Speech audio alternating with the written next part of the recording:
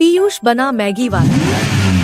एक समय की बात है जब सौरभ जोशी बहुत गरीब हुआ करता था। सौरभ जोशी के पापा मजदूरी करके अपने घर का खर्चा चलाते थे। एक दिन जब सौरभ जोशी के पापा काम पर जा रहे थे तभी उनकी अचानक से सेहत खराब हो जाती है। सेहत खराब होने के कारण सौरभ जोशी अपने पापा को अपने साथ गांव के हॉस्पिटल ले जाता है। हॉस्पिटल जाने के बाद डॉक्टर उन्हें 2 महीने के लिए आराम करने को कहते हैं। फिर सौरभ जोशी अपने पापा को घर ले जाता है। अब घर की पूरी जिम्मेदारी सौरभ जोशी अपने सर उठा लेता है। सौरभ जोशी पैसे कमाने के लिए गांव के एक दुकान में काम करने चला जाता है। सौरभ जोशी को काम करते हुए 10 दिन ही हुए थे कि अचानक से सौरभ जोशी अपनी दुकान से गायब हो जाता है। सौरभ जोशी के अचानक से गायब होने के कारण सौरभ जोशी की फैमिली बहुत डर जाती है और सौरभ जोशी को ढूंढने का बहुत प्रयास करते हैं, लेकिन उन्हें कहीं भी सौरभ का कुछ भी पता नहीं चलता।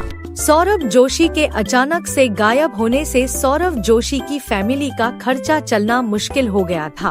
उनके घर की स्थिति बहुत खराब होती जा रही थी। तभी एक दिन पीयूष को एक सुझाव आता है और वह अपने पापा से कहता है, पापा मैं अपने गांव में एक मैगी का ठेला लगाऊंगा। यह सुझाव साहिल को भी पसंद आता है और साहिल पीयूष से कहता है, मैं भी तुम्हें ठेला लगाने में मदद करूंगा। फिर वह दोनों भाई अपने गाँव में ठेला ढूंढने के लिए निकल जाते हैं। बहुत ढूंढने के बाद उन्हें एक कम दाम पर ठेला मिल जाता है। फिर वह दोनों उसी ठेले को अपने घर ले आते हैं। अगले दिन वह दोनों सुबह सुबह ठेले पर मैगी बनाकर गांव में बेचने के लिए चले जाते हैं। गांव पहुंचने के बाद वह मैगी बेचना शुरू कर देते हैं।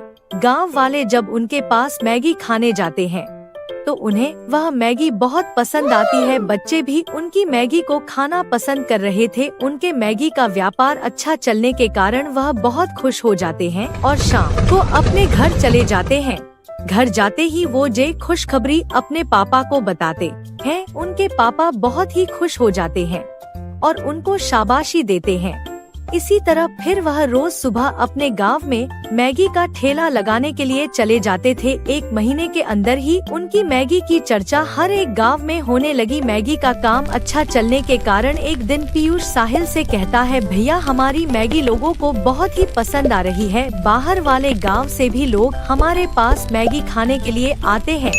क्यों न हम अलग अलग गाँव में अपनी एक दुकान खोल ले।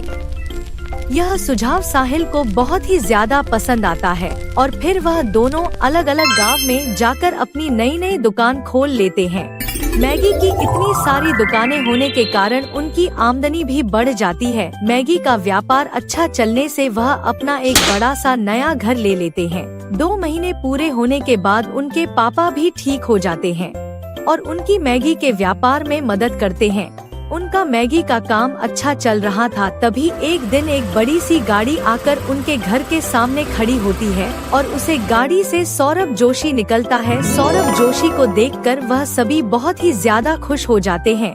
फिर सौरभ जोशी के पापा सौरभ जोशी से पूछते हैं, तुम इतने समय के लिए कहाँ पर गायब थे? फिर सौरभ जोशी हंसते हुए जवाब देता है और कहता है, जब मैं काम पर गया था तभी 10 दिन के बाद हमारे दुकान पर एक सेठ आता है और मुझे काम करते हुए देखा है। उसे मेरा काम करने का तरीका बहुत ही ज्यादा पसंद आता है। फिर वह मुझे अपने पास बुलाता है और मुझे एक सुझाव देता है और कहता है, अगर तुम्हें कोई दिक्कत ना हो तो तुम मेरे साथ काम कर सकते हो। मैं तुम्हें इस दुकान के डबल में आमदनी दूंगा। सौरभ जोशी यह बात सुनकर खुश हो जाता है, लेकिन फिर वह सेठ सौरभ जोशी से कहता है, मैं तुम्हें काम पर तभी रखूंगा जब तुम मेरे साथ मेरे शहर चलोगे। तो फिर सौरभ जोशी अपने मन में सोचता है कि अगर मैं शहर चला गया तो वहाँ से ज्यादा पैसे कमा पाऊंगा और अपने परिवार की ज्यादा से ज्यादा मदद कर पाऊंगा। फिर सौरभ जोशी सेठ से कहता है, ठीक है सेठ जी, मैं तुम्हारे साथ तुम्हारे शहर आने के लिए तैयार हूँ। सेठ उसकी बात सुनकर खुश हो जाता है। सेठ सौरभ जोशी को अपने साथ अपने शहर ले जाता है। यह कहानी सौरभ जोशी अपने पापा को सुनता है। पूरी बात सुनने के बाद सौरभ जोशी के पापा सौरभ जोशी पर बहुत ही ज्यादा खुश हो जाते हैं